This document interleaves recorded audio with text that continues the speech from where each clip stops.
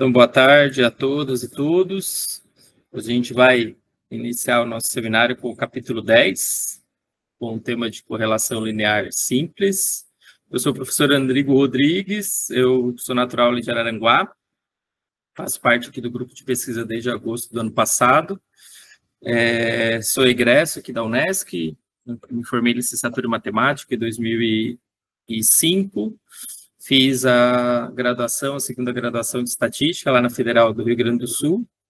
Me formei lá em finalzinho de 2011, a formatura foi em janeiro de 12, e em 2013 voltei aqui para a Unesc, fiz o meu mestrado aqui em Ciências e Engenharia de Materiais, e desde 2013 leciono aí, então, estatística aplicada, bioestatística e estatística aplicada em vários cursos de graduação, faço suporte estatístico aí no TCC, de 5 cursos ali da saúde, mais a ciência da computação, e também faço parte da equipe aqui do CEAI, que é o nosso setor de avaliação institucional, onde a gente faz as pesquisas internas, né, que são exigências ali do MEC, da CAPES, CNPq, para reconhecimento dos cursos. Então, a gente tem uma série de pesquisas internas que são desenvolvidas pelo CEAI, e aí eu apoio ali com a parte de plano amostral e qualquer análise estatística que seja necessária.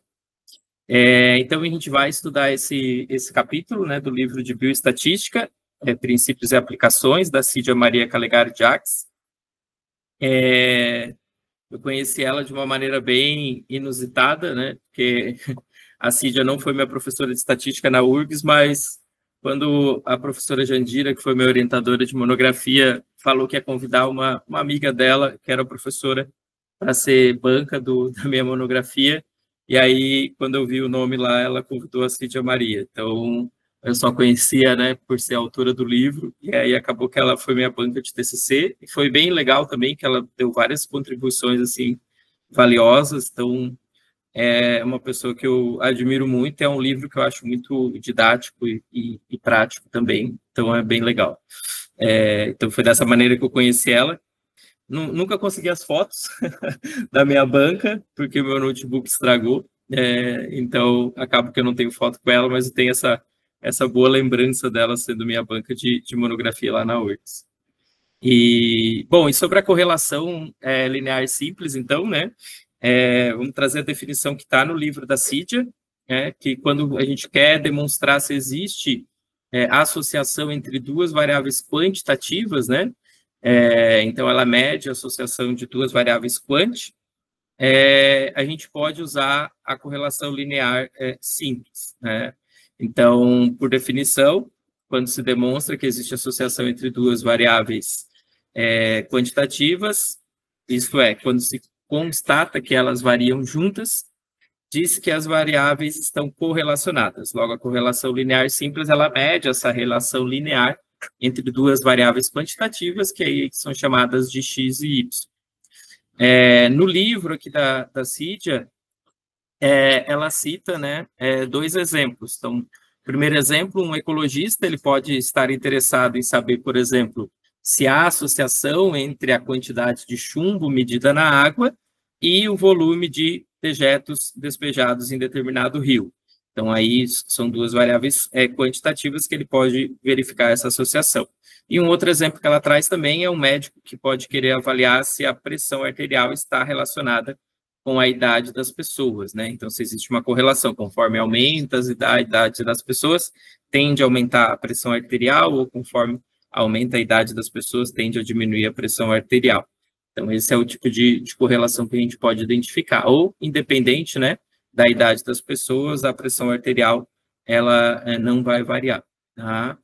E aí, a primeira maneira de a gente conseguir visualizar isso é através do diagrama de dispersão. Então, o primeiro passo, quando a gente vai trabalhar com uma correlação linear, é verificar ali um gráfico de dispersão, XY, onde a gente coloca, então, né, a variável x no eixo x, a variável y no eixo y, e aí ele é um gráfico de um ponto cartesiano, onde aquele ponto representa a informação x e a informação y daquela pessoa, né? Então, no Excel, né, a gente pode encontrar ele lá através do gráfico de dispersão x e y.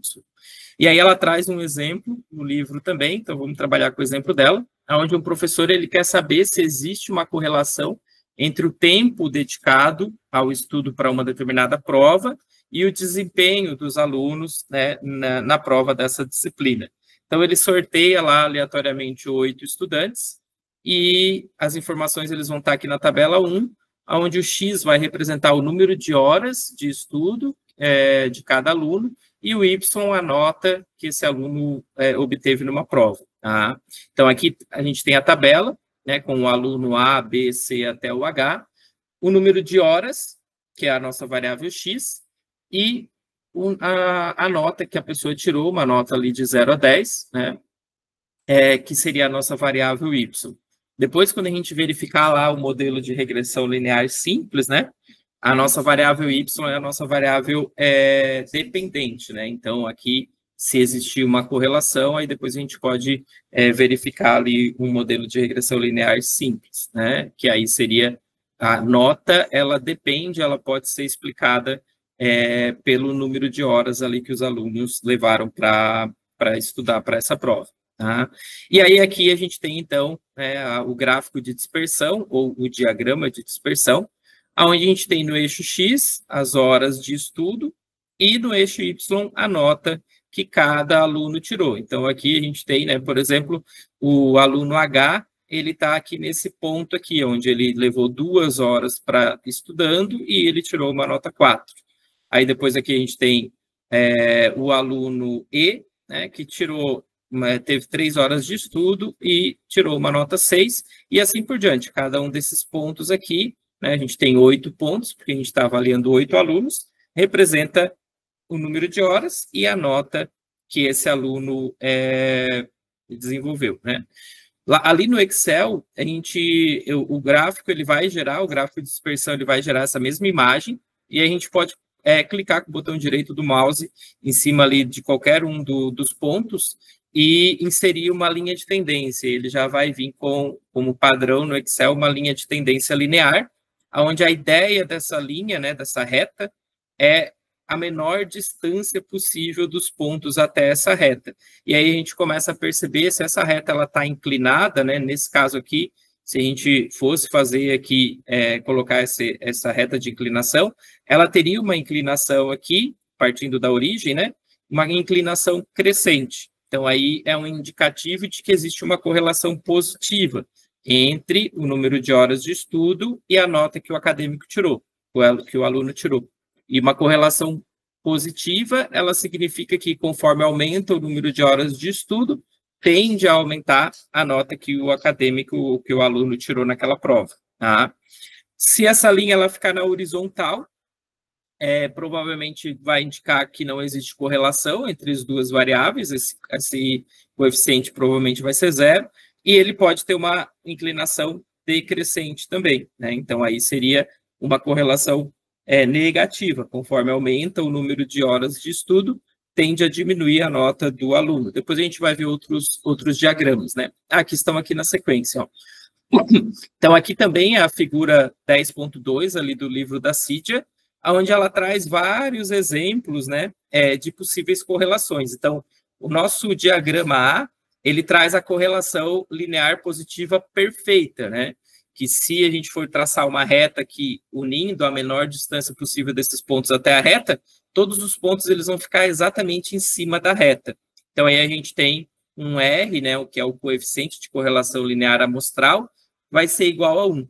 E aí o R quadrado, né, que nada mais é matematicamente do que o R elevado ao quadrado, ele vai ser 1 também, que a gente interpreta em percentual. E aí significa que 100% da variação de Y pode ser explicado pela variação de X.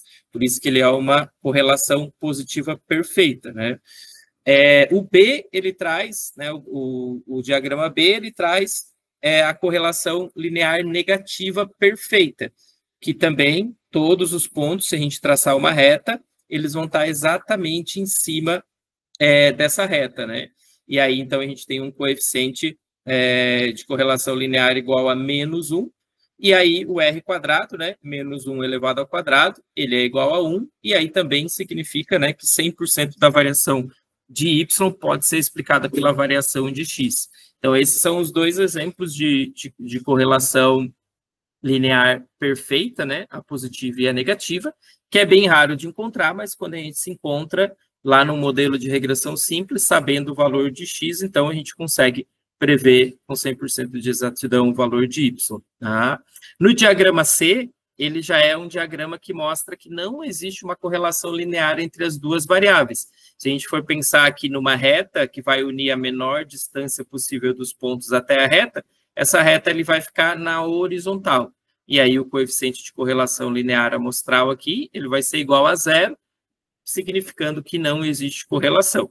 E aí no D, a gente já tem uma correlação positiva, e aí não é perfeita, aí vai depender um pouco da literatura, né? Um R, um coeficiente amostral ali igual a 0,8, alguns autores podem considerar que é uma correlação forte, né? Alguns muito... A maioria deles vai considerar uma correlação 0,8, uma correlação forte entre a variável x e a variável y. Tá? Crescente também, né? Conforme os valores de x aumentam, os valores de y também aumentam, sempre visualizando aqui, né, a origem, né, o eixo ali, o ponto 00, onde x e y se cruzam. Tá? O gráfico de dispersão, o diagrama de dispersão E, no exemplo E, ele já mostra uma correlação ali já mais moderada, né, de moderada para forte, um R de 0,6, e o F também, da mesma maneira do C, ele mostra que não existe correlação entre as duas variáveis. Então, a gente sempre pensando, né, e aí uma vantagem ali do Excel, que a gente consegue colocar essa reta, né, pedindo para ele, só clicando com o botão direito do mouse, e ele mesmo, o Excel, ele calcula e coloca essa reta aqui para a gente no gráfico. Tá? Já aqui os exemplos, né, do diagrama G e do diagrama H, a gente observa que uma reta não vai conseguir unir a menor distância dos pontos até a reta, porque a gente percebe que aqui a gente tem uma curva. Né? Então, aí provavelmente a gente vai ter uma correlação, mas essa correlação ela não é linear. Né? No caso da H aqui, ela provavelmente vai ser uma relação quadrática, né? Porque aí ele vai formar uma curva ali de uma equação do segundo grau. Tá? E H também, a gente vai ter uma curva, então a gente tem outros tipos de correlação que não a correlação linear. No caso, especificamente desse capítulo, a gente vai estar trabalhando com a correlação linear. Tá? E aí, como que a gente quantifica, então, né, essa correlação? Então, para a gente poder quantificar se essa correlação é forte, fraca, né, um valor numérico para essa correlação, nós temos o coeficiente de correlação produto-momento, que ele é representado pela letra R minúscula. Tá? Esse coeficiente, então, de correlação, ele é neutro, né? Ele é um número puro, ele não tem uma medida, justamente porque ele já vai trabalhar com duas unidades de medidas diferentes, né? Então, nesse exemplo que a gente está trabalhando, a gente tem a nota do aluno, que é um valor numérico de 0 a 10, e o número de horas, né? Então, a gente tem duas grandezas aí diferentes. O coeficiente de correlação ele é um número puro, que vai variar de -1 até 1, né? E ele não tem uma unidade de medida específica. Tá? E aí o coeficiente R, né? Ele foi aí formulado, né? A fórmula de calcular esse R ele foi proposta pelo Carl Pearson em 1896. Então, por isso também que ele é conhecido, né, como coeficiente de correlação linear de Pearson, né, porque aí leva o nome de quem criou a fórmula para calcular esse coeficiente. Tá? Algumas literaturas traz o R apenas com o nome de coeficiente de correlação, né, mas a grande maioria delas vai trazer como coeficiente de correlação de Pearson. Existem outros coeficientes de correlação também, criados depois, de 1896, mas o mais usual é o de Pearson. Tá? E aí, para a gente calcular, né, esse valor, a primeira parte da variação do coeficiente de R, né? Então, a gente tem também o coeficiente R, a representação, a letra R minúscula, ele nos traz o coeficiente de correlação amostral. Quando a gente consegue os dados de toda a população, a gente vai calcular o ρ, né? A letra grega ρ, que é o coeficiente de correlação populacional. Tá? E claro, né? A gente sempre lembrar que quando a gente está trabalhando com uma amostra, a gente está estimando o verdadeiro valor do ρ, que seria o coeficiente de correlação populacional. Esse coeficiente de correlação, então, ele pode variar de -1 até 1. Valores negativos, então, vão indicar que é uma correlação negativa, né? A Cídia traz aqui na literatura como uma correlação do tipo inversa. Aí eu coloquei ali entre parênteses que é bem comum também em outras literaturas chamar de correlação negativa, que seria, conforme aumenta o x, o y, em média, ele tende a diminuir, e vice-versa também, né? Conforme diminui os valores de x, tendem a aumentar os valores de y. E os valores positivos de R, aí vai nos mostrar uma correlação direta, né? Ou a correlação positiva, que aí x e y variam no mesmo sentido, e aí, então, conforme x aumenta, y também aumenta, ou conforme x diminui, y também diminui, tá? E aí ela trouxe aqui na literatura também, né, 2 exemplos, que as taxas sanguíneas de insulina e glicose apresentam correlação negativa, e já a taxa de hormônio glucagônio, ele tem correlação positiva com a glicemia. Então, aí são os 2 exemplos que a literatura ali da Cídia também traz. E aí, então, a fórmula, né, para a gente calcular esse coeficiente de correlação amostral. Então, observa que a gente tem x e y, né? Eu vou trazer de volta aqui os dados do exemplo 1, das notas dos alunos, né, de 0 a 10, e do número de horas que os alunos estudaram. Para a gente poder calcular o coeficiente de correlação, a gente vai precisar trabalhar com os somatórios. Então, aqui a gente já vai ter o somatório de x e o somatório de y. O que a gente precisa fazer manualmente, né? É criar uma terceira coluna aqui e elevar todos os valores de x ao quadrado. E aí a gente faz o somatório dos valores de x ao quadrado, que a gente vai usar aqui no somatório de x ao quadrado. A gente precisa criar uma quarta coluna, elevando todos os valores de y ao quadrado, e a gente eleva todos os valores de y, faz o somatório e trabalha com esse somatório aqui, que aí é o somatório de y elevado ao quadrado.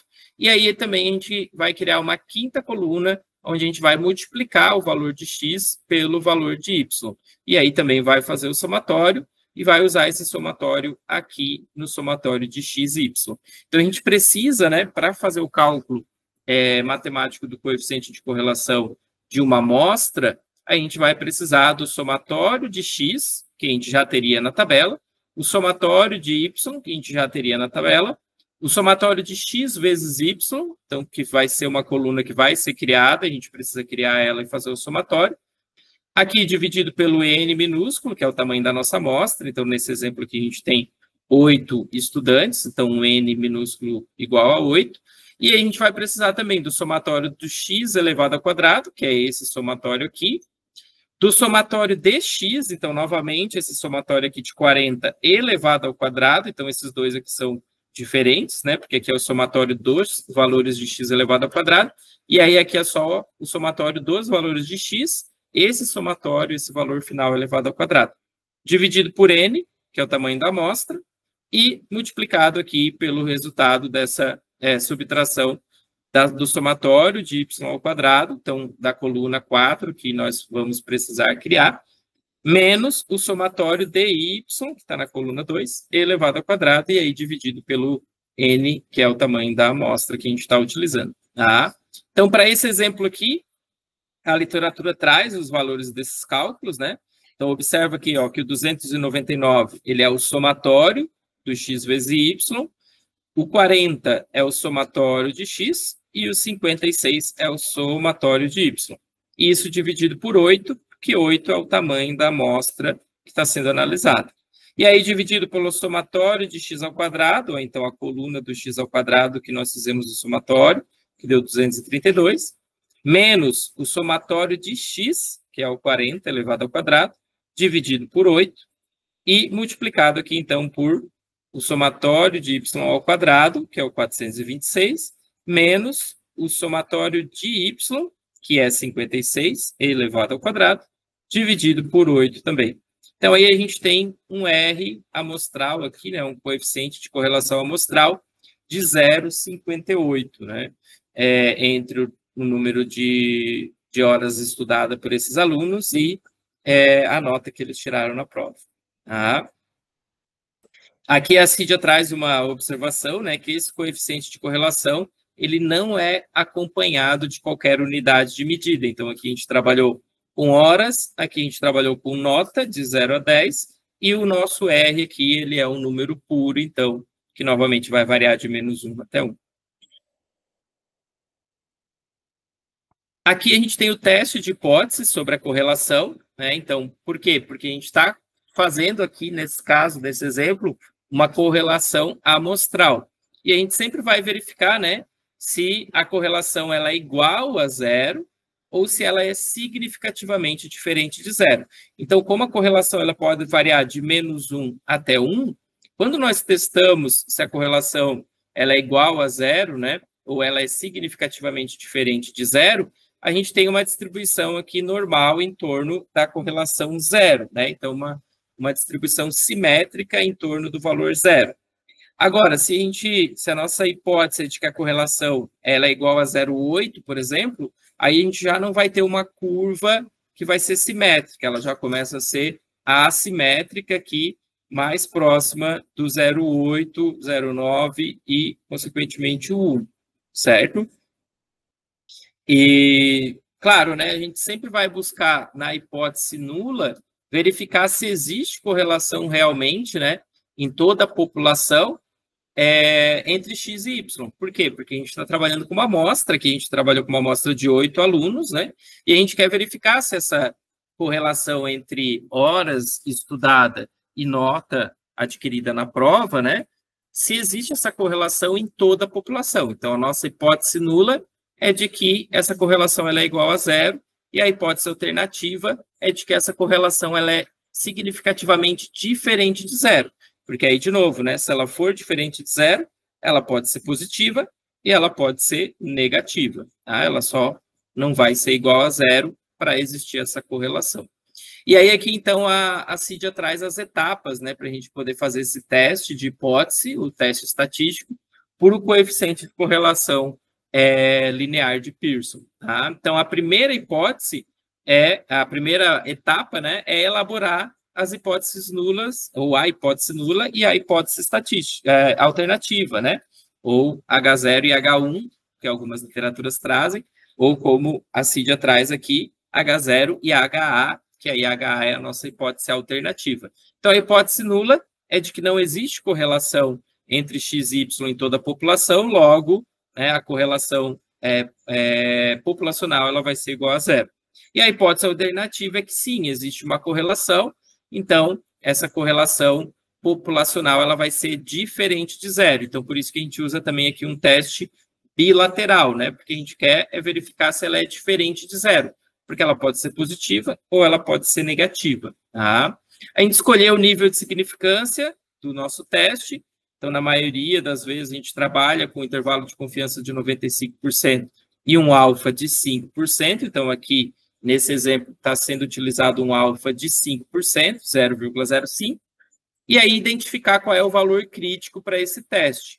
Então, o teste de hipótese para correlação, ele usa a estatística T, né? Então, ele usa a distribuição T também, que a gente precisa verificar ali quais são os graus de liberdade e qual é o nível de significância que nós estamos utilizando. Então, se a gente buscar a tabela da distribuição T, a gente vai trabalhar com alfa de 5%, 0,05. Os graus de liberdade é o tamanho da nossa amostra menos 2, né? Por que menos 2? Porque a gente tem dois pares de valores, a gente tem X e a gente tem Y. Então, a gente tem o nosso tamanho da amostra e menos 2, que são as duas variáveis envolvidas nessa análise, tá? Então, o nosso grau de liberdade ele é igual a 6. Esse valor ele é tabelado, ele vem lá da distribuição T. Então, o nosso valor crítico, né, ele é o 2,447.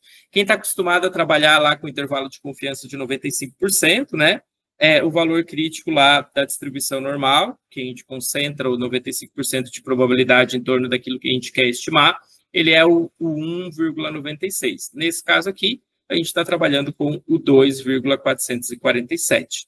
E aí o quarto passo é determinar qual é o valor da nossa amostra, né? Qual é o valor calculado de T através da nossa amostra. E aí, para isso, a gente vai buscar o nosso coeficiente de correlação. A primeira fórmula é o R menos o ρ, só que aí, como a nossa hipótese nula é de que o ρ ele é igual a zero, então, R menos zero, a gente tem só o R, e dividido aqui, então, pela raiz de 1 menos o R ao quadrado, dividido pelo N, que é o tamanho da nossa amostra, menos 2. Então, é dessa maneira que a gente vai calcular o valor da estatística T para a nossa amostra, né? Para verificar se existe correlação significativa na nossa amostra. Calculando esse valor, como o nosso coeficiente de correlação ele foi igual a 0,58, a gente identifica aqui que o nosso T calculado ele é de 1,74, né? E como o nosso T em módulo, porque a gente pode ter um T negativo, se o nosso coeficiente de correlação ele for negativo, né? Então, aqui a gente teria um valor negativo. Então, a gente sempre analisa o módulo, e esse valor de 1,74, ele é menor do que 2,45. Ou seja, ele está na área de não rejeição de H0. Então, a gente não consegue verificar que essa correlação aqui de 0,58, ela é significativamente diferente de zero. Então, não existe uma evidência estatística que comprove que esse tempo dedicado ao estudo, ele está causando lá, ele está influenciando no valor da nota obtida na prova dos alunos, tá? Então, esse R aqui, ele foi encontrado casualmente, tá? Agora, fica uma pergunta, um R igual a 0,58, na maioria das literaturas, ele é considerado um R moderado, né? Então, não é um R fraco. Então, por que aconteceu, de a gente não ter uma correlação significativamente diferente de zero, tá? Então, aí a Cídia traz aqui duas hipóteses, né? Porque, de novo, a gente está com um R amostral, então a gente está com uma amostra de 8 alunos, e a gente quer verificar se existe essa correlação em toda a população. Então, imaginar ali existir essa correlação em todos os alunos dessa escola que está sendo avaliada, né? Então, existem duas possibilidades aqui.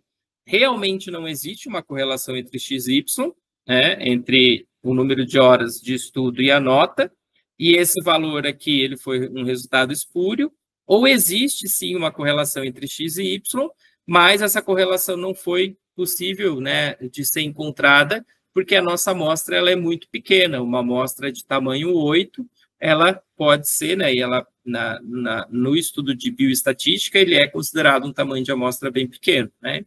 Então, o ideal aqui seria refazer o estudo com um tamanho de amostra maior. Certo?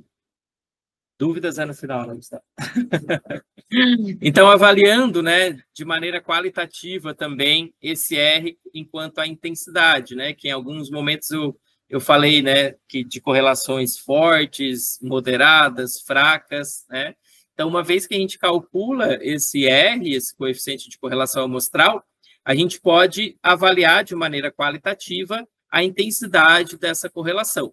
A Cídia traz um critério aqui, Então, se eu estou usando a literatura da Cídia no meu estudo, o ideal é usar esse critério aqui de avaliação, onde a Cídia pede sempre para trabalhar com R em módulo, porque a gente pode encontrar novamente R positivo e R negativo, então a gente interpreta ele em módulo. Se o R for exatamente igual a zero, então é uma correlação nula, não existe, Entre 0 e 1,3, ou entre 0 e menos 1,3, é uma correlação fraca, igual a 0,3 até 0,559999, Ela é uma correlação regular, porque esse símbolozinho aqui também significa que contém o 0,3 e não contém o 0,6, Então, aqui seria uma correlação entre 0 e 0,29999, é considerado fraca.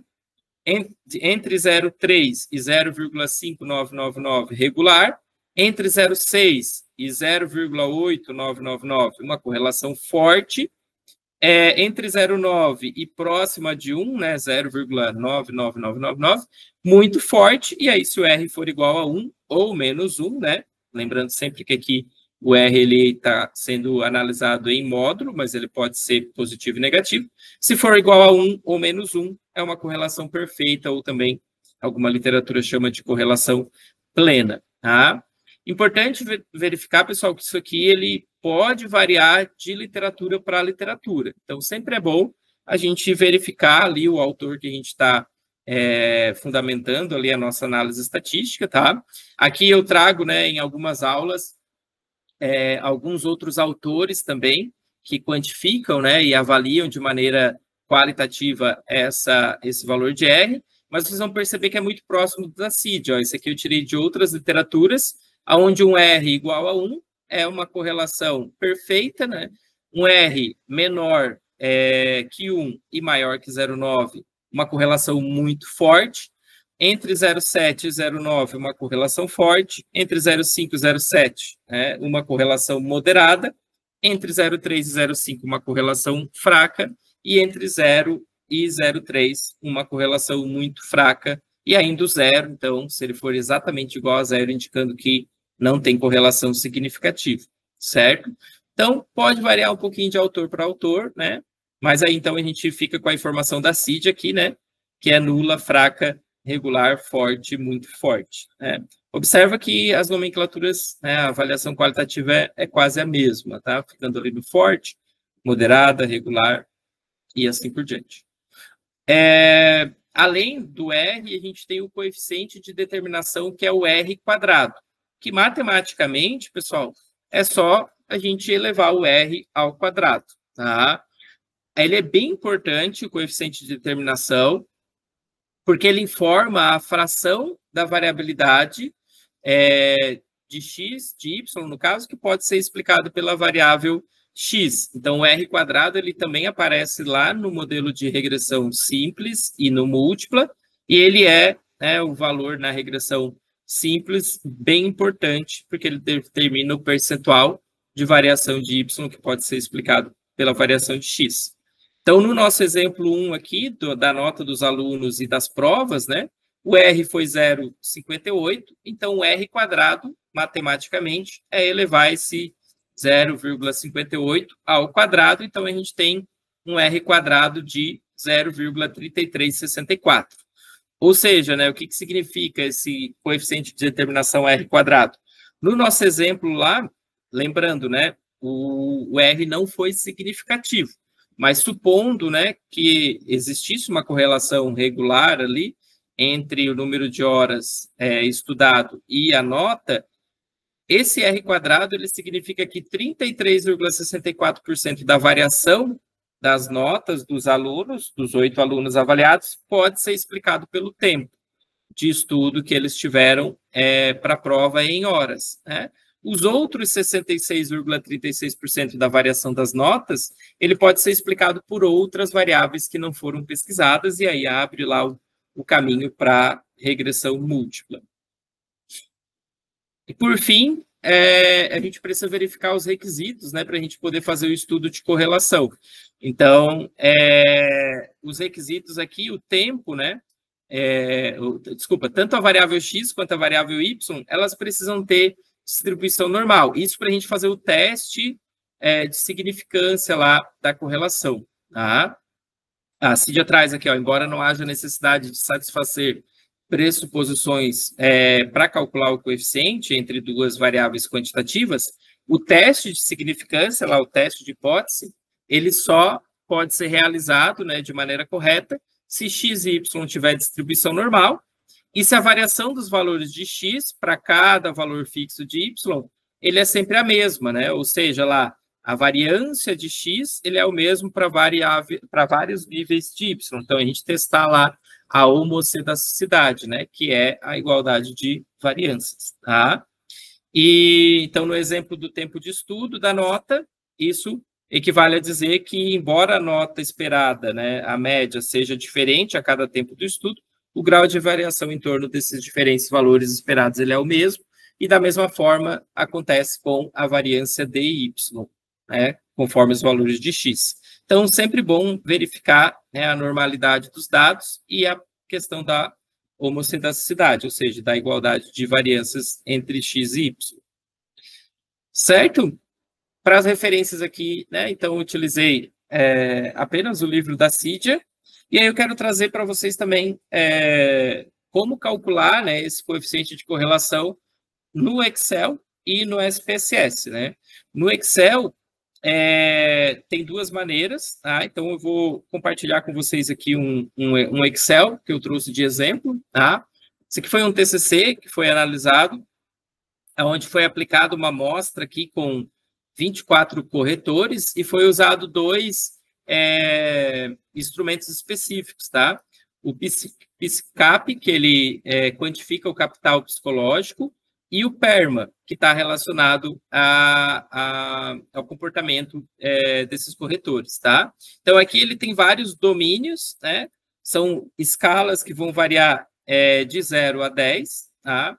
E aí, então, um objetivo foi verificar se algum domínio do PSICAP estava correlacionado ou não com algum domínio do PERMA, certo? Então, aqui, uma vantagem, né, do Excel, bom, primeiro passo, né? Se eu quero fazer uma correlação, vamos trabalhar aqui, ó. Vamos verificar se existe correlação. Deixa eu trazer essa coluna aqui da média final do PSICAP para cá. Ah, só um pouquinho. Eu tenho que colar especial valores aqui, porque ele está tudo em fórmula, tá? Então, primeira coisa, né? Eu comentei sobre o diagrama de dispersão, né? Então, aqui no Excel, ó, eu posso, primeiro passo, verificar lá o diagrama, eu peço para ele inserir um gráfico de dispersão. Ó, então, o nome ali, né, a Cydia atrás, que é o diagrama de dispersão, porque ele é um gráfico de dispersão, tá? De x e y. Então, esse modelinho aqui, certo? E aí ele vai selecionar aqui, ó, todos os valores, né, de média final ali do questionário PERMA e do PSICAP, que é o capital psicológico. Observa que tem um valorzinho aqui, ó, que ele está bem sozinho lá, né? Que é essa pessoa aqui que tirou 1,67 de média no PERMA e 4,5 ali no PSICAP. Mas ele vai gerar esse tipo de gráfico aqui. E aí eu comentei com vocês, né, que ó, a gente só clicando aqui, eu gosto de tirar essas. A gente clicando com o botão direito do mouse, a gente pode adicionar linha de tendência, ó. Então, adicionando linha de tendência, por definição, o Excel ele vai trazer essa linha de tendência aqui, que é a linear. Tá? E aí ele vai unir aqui, ó, a menor distância possível dos pontos até a reta. Observa que esse valor aqui, ó, provavelmente ele é um valor outlier, tá? Então, esse valor aqui ele está influenciando muito aqui a reta. Então, também seria interessante a gente avaliar, né, se é interessante manter ou destacar esse valor como um valor outlier ali no resultado do PERMA e retirar ele da nossa análise, né, e refazer aqui o diagrama, tá? Mas vocês viram que é bem fácil aqui, né, de colocar essa linha de tendência para a gente verificar, né, essa tendência de correlação positiva ou negativa. Tá? Aqui ele tem uma leve inclinação, está sendo muito influenciada por esse ponto. Tá? Deixa eu ver se eu simplesmente apagando esse ponto. Ó, eu apaguei o ponto ali no Excel. Deixa eu só modificar aqui o eixo X. A gente não tem PERMA ali menor que 5. Vamos botar um 5 aqui. Tá? Até mesmo mais aqui. Vamos botar um. Eu acho que não tem PERMA menor que 6. Então, a gente pode ajustar o gráfico aqui no eixo X e no eixo Y também. Ó. A gente pode fazer a alteração para o nosso gráfico ficar mais visível, tá? E a gente verificar. Ó. Então, aqui a gente começa a perceber que pode ter uma correlação, né, provavelmente positiva, entre a média lá final do PERMA e a média do PSICAP. Para a gente calcular o coeficiente de correlação, no Excel, a gente pode simplesmente digitar igual e digitar correl, né, que é ali a abreviação de correlação. Ele já vai trazer aqui, ó, retorna, acho que talvez pode estar pequeno para vocês, né? Mas retorna o coeficiente de correlação entre dois conjuntos de dados. E aí eu abro parênteses, ele vai pedir para eu selecionar a matriz 1, que seria a minha variável x, então vou selecionar todos os valores aqui do PERMA, ponto e vírgula, e aí selecionar a matriz 2, que seria todos os meus valores aqui de y, que seria o psicap. E aí eu calculo aqui o nosso coeficiente. Então, no Excel eu não preciso fazer todos aqueles passos que a Cydia pede para fazer, né? Que na literatura pede para fazer, né? Criar a coluna do x vezes y, criar a coluna do x ao quadrado, criar a coluna do y ao quadrado. Tudo isso já está implementado aqui na função correl do Excel e ele simplesmente faz esse cálculo para nós, certo? Uma outra coisa que ela é importante aqui no Excel é que, nesse caso aqui específico, nós queríamos verificar a correlação de todas as variáveis com todas. Tá? Então, tem uma função no Excel que a gente vem aqui em dados, tá? O meu não está acionado ainda, que bom, porque daí eu vou ensinar também já como ativar ali a análise de dados, né, que é um suplemento do Excel. A gente vem aqui em arquivo, opções, e a gente vem aqui em suplementos. Ele vai demorar um pouquinho para carregar, normal.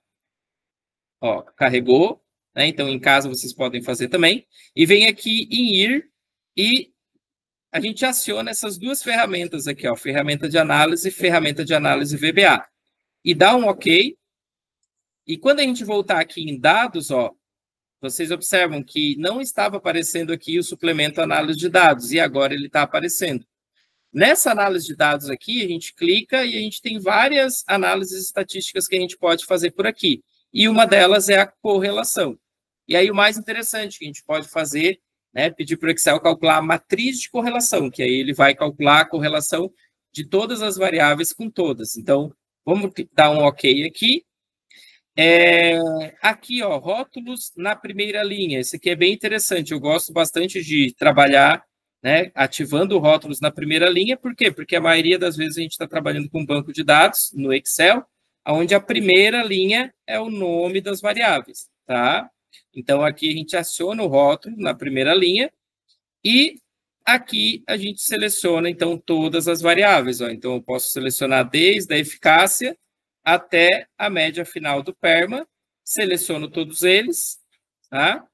E vou pedir para ele colocar essa matriz de correlação numa nova planilha, tá? E aí dou um OK e ele calcula para nós aqui. Então, ó, ele faz aqui, deixa eu trazer para cá, ele calcula para nós uma matriz de correlação, onde ele está, então, correlacionando, né, todas as variáveis com todas. Claro que aí a gente vai focar naquelas que a gente quer verificar se existe correlação. Porque, por exemplo, esse espaço aqui, ó, ele é todo do mesmo questionário, então a gente já espera correlações aqui entre essas variáveis. O nosso objetivo era verificar, por exemplo, né, do questionário PERMA, quais são as variáveis que têm forte correlação nos domínios do PERMA com o capital psicológico. Então, aí, o que a gente vai avaliar aqui é mais, né, essa parte aqui, ó, e a gente começa a observar que não tem tantas correlações assim fortes, né? Aqui que a gente encontrou uma correlação, talvez, né, um pouco forte ali, dependendo da literatura, ó, vamos trazer aqui, eu estou me baseando na literatura da Cydia, então, uma correlação de 0,72 já é uma correlação forte, segundo a Calegari-Jacques. Então, aqui eu tenho uma correlação forte entre o domínio e o relacionamento do PERMA e a resiliência do capital psicológico. Então, aqui os dois tendem a crescer, ou seja, conforme maior os scores de relacionamento, né, quanto mais facilidade a pessoa tem de se relacionar, maior tende a ser a resiliência dessa pessoa. Então, aqui a gente começa já a verificar, né, algumas associações entre essas variáveis. O que eu mais queria mostrar para vocês aqui é essa ferramenta que eu gosto bastante de trabalhar, né, que são aqui em dados, análise de dados, e poder calcular uma matriz de correlação, porque aí já calcula a correlação de todas as variáveis com todas elas, certo? E aí mostrar para vocês isso também porque um dos desafios do Excel é que ele calcula a correlação, mas ele não calcula o p-valor. Então, a gente não sabe se essa correlação aqui é significativa ou não, né? Lembrando, ó, eu estou com 24, né, corretores, só uma amostra de 24, eu estou com uma correlação amostral e eu quero verificar se existe correlação em toda a população de corretores aqui. Então, uma vantagem lá do SPSS, para quem tem, né, a licença, para quem trabalha com o software, a gente pode calcular a correlação, desculpa aqui, vindo aqui em análise, correlacionar, aqui é o mesmo banco de dados, tá, pessoal? Estou usando ele aqui para a gente trabalhar, e aí, né, o corretor não vai aparecer a variável, porque ela é qualitativa, né? E aqui ele tem todas as correlações, então eu vou colocar a variável aqui para ele fazer todas com todas. Ele traz o coeficiente de correlação de Pearson, tá? Eu tinha feito o teste de normalidade com esses dados também, né? Mas se caso não comprovar normalidade, a gente pode usar, né, o tal de Kendall ou o Spearman, tá? Aqui a gente não precisa colocar nada, tá? Eu geralmente deixo como já está definido no SPSS. E aí a vantagem do SPSS é que ele vai calcular a correlação e ele vai calcular o p-valor também, mas ele vai calcular, então, uma matriz de correlação, né? E ele vai calcular o valor da correlação e o p-valor do teste, né?